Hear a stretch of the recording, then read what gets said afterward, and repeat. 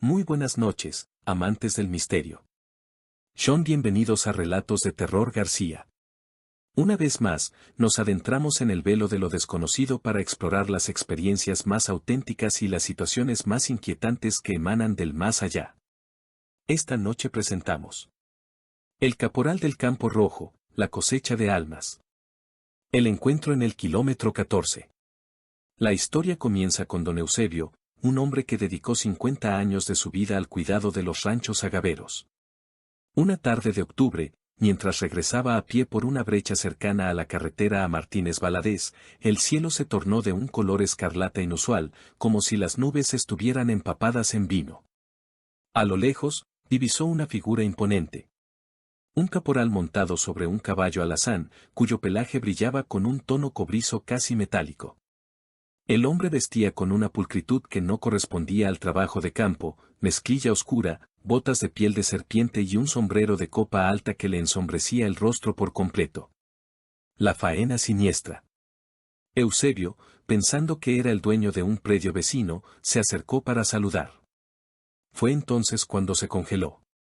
El caporal no estaba inspeccionando las piñas de agave, sostenía una coa de plata pura que relucía con una luz propia y fría.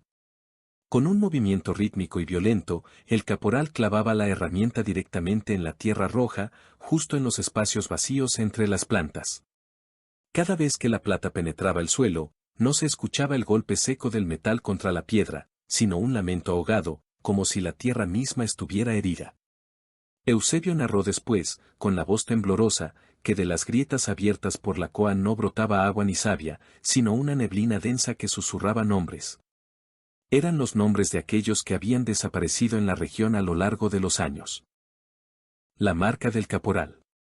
El error de Eusebio fue dejar que su curiosidad lo hiciera cruzar la mirada con el jinete. El caporal detuvo su labor en seco. No tenía ojos, en su lugar, dos brasas encendidas brillaban bajo el ala del sombrero.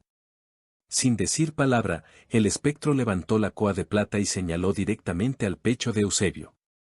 El anciano corrió como nunca antes, sintiendo que el aire se volvía pesado y caliente.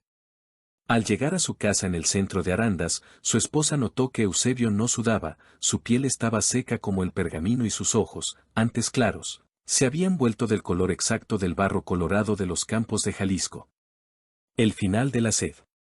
Durante 3 días, Eusebio bebió galones de agua, pero nada calmaba su ardor interno. Decía que sentía las raíces de los agaves creciendo por dentro de sus venas. Al cuarto día, cuando su familia despertó, Eusebio ya no estaba. La puerta estaba cerrada por dentro, pero en el suelo de la recámara encontraron un puñado de tierra roja y una pequeña marca de herradura quemada en la madera. Dicen que hoy, si caminas por los campos de Arandas cuando el sol está por morir y escuchas el golpe de una coa contra la tierra, no debes buscar al trabajador. Si lo haces, el caporal del Campo Rojo podría decidir que tú eres la siguiente semilla para su cosecha eterna. Relato número 2. La campana del templo inconcluso, el latido de bronce. El secreto del fundidor.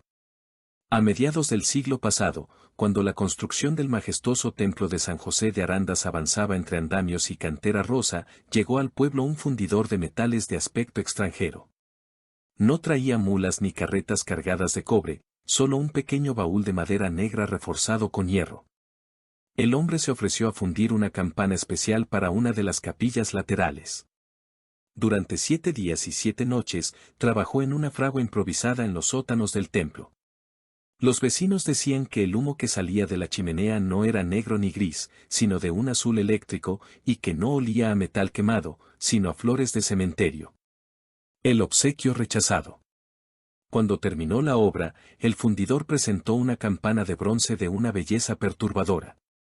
Sin embargo, el párroco de aquel entonces se negó a colgarla. Al acercarse, notó que el metal parecía moverse sutilmente, como si tuviera poros, y los relieves no eran de santos, sino de rostros humanos con expresiones de angustia absoluta. El fundidor desapareció esa misma noche sin reclamar el pago, dejando la campana abandonada en la oscuridad de las criptas. El latido en la penumbra. Décadas después, un joven sacristán llamado Mateo bajó a las bodegas buscando unas veladoras.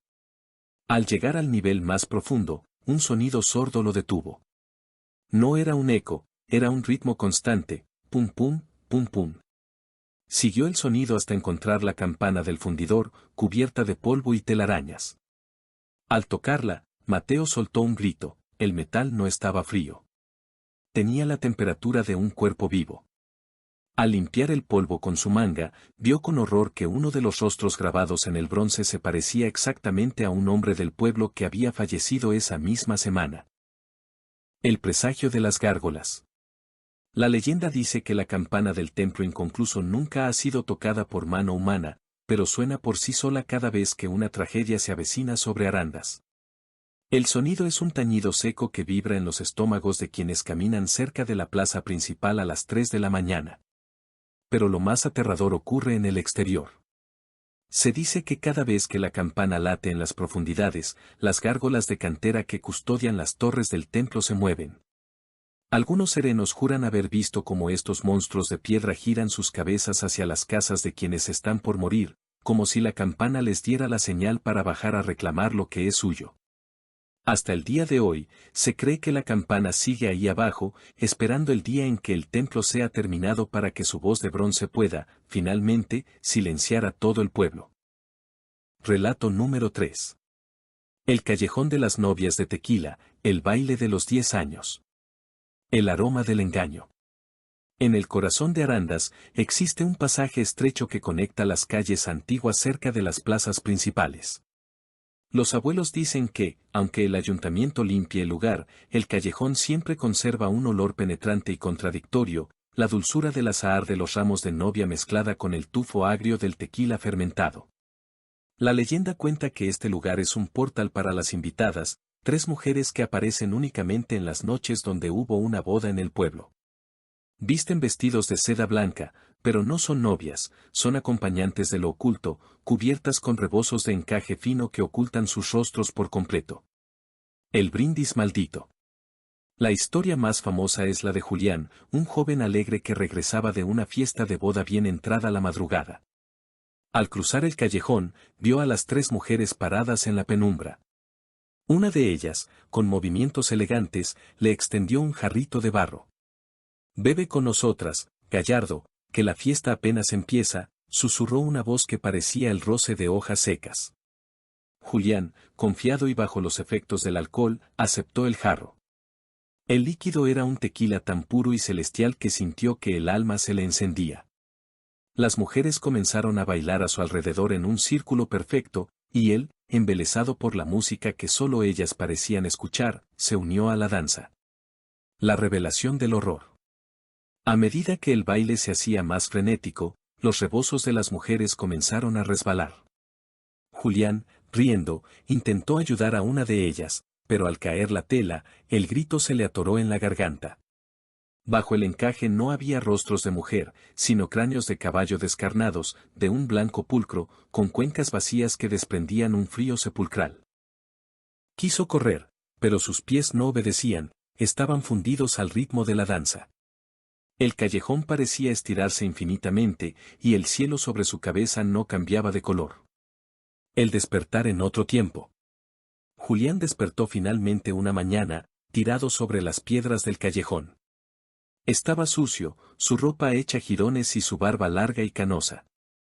Al salir a la calle principal, no reconoció a nadie.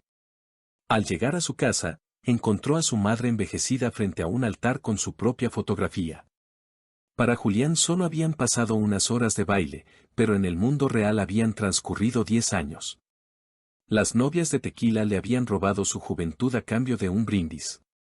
Desde entonces, se dice que si pasas por ese callejón de noche, nunca aceptes un trago, por muy fino que sea el jarrito, o podrías bailar hasta que el tiempo te olvide.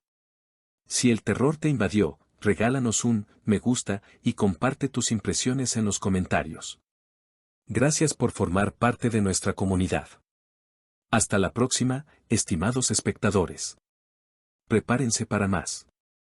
Encuéntranos en todas nuestras redes sociales para no perderte nada.